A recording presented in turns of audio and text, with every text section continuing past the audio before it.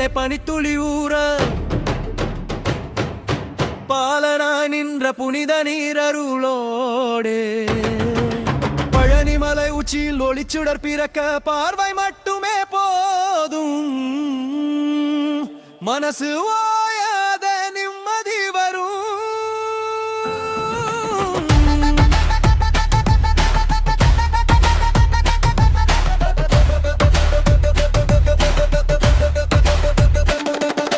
கைவிடாத அன்பு கொண்ட சிவனினும் பார்வதியினும் நடுவே ஒரு நாள் ஒரு போட்டி வந்தது கோலகு சுற்றி வருது யா என்று கார்த்திகையும் விநாயகரும் தயாராய் நின்றாக அப்போது முருகன் வேகமாய் மயிலில் ஏறிவான் கிடந்தார்.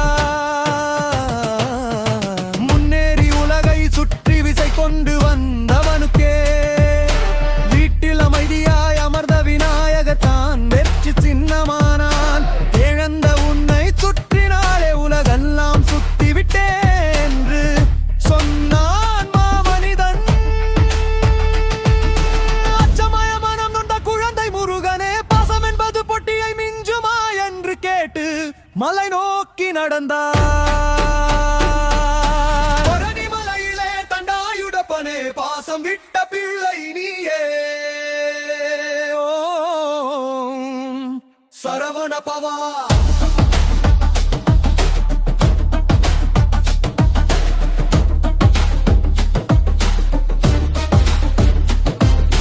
அன்பை துண்டிக்க நினைத்தான் அல்ல அகங்காரத்தை காய்ச்ச நினைத்தான். பொன்னாடை பூமாலை முத்தாளங்காரம் எதுவும் வேண்டாம் என்று சாவுவின் போல் கொளியேயோ சுற்றி கொண்டு மைனையில் அமர்ந்தான்.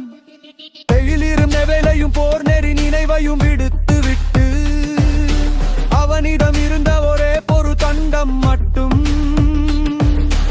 அதனாலே அவனது பெயரும் வந்தது தண்டாயுதப்பனே. அச்சகனின் உள்ளத்தில் எரிந்தது வனது காப்புழோச்சி.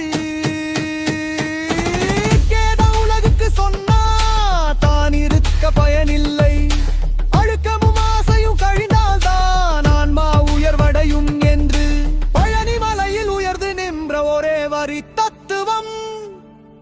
பாவனி பண்ணின பிழையெல்லாம் அன்பால் மட்டுமே அழியும். அவனது திருப்பதம் பதித்த மண் பாவங்களை கரைக்கிறது. அவனது கண்ணோட்டம் கூட கைக்கையும் தங்கமாக்கும்.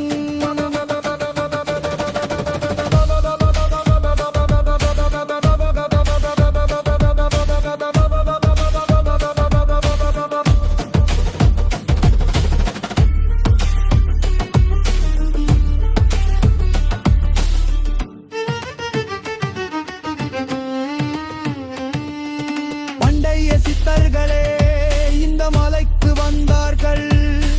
அறிவுக்கும் உயிருக்கும் தெய்வீக நெருப்பு சேர்த்தார்கள்.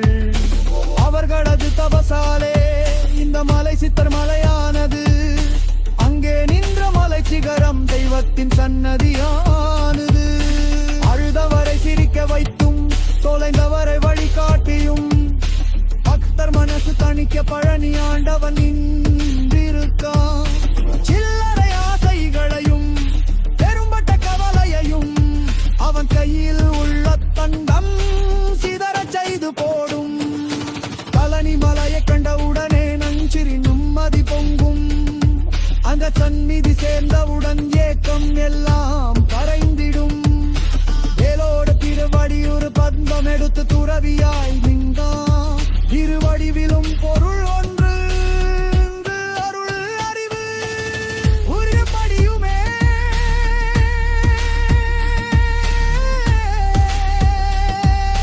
பாத யாத்திரை போல ஆன்ம சாதனை உச்சி சென்றாலே உள்ளம் பொன்னாகுமடி. பழனி முருகா தண்டாயுதப்பனே சரவணா